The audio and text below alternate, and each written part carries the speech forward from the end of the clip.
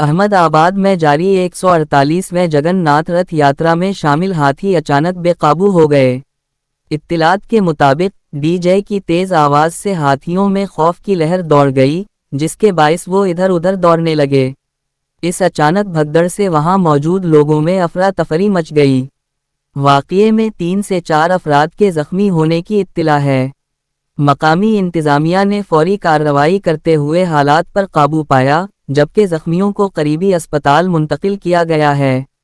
इंतज़ामिया ने वाक़ये की मुकम्मल तहकीकात का हुक्म दे दिया है ताकि आइंदा ऐसे वाक़यात से बचा जा सके।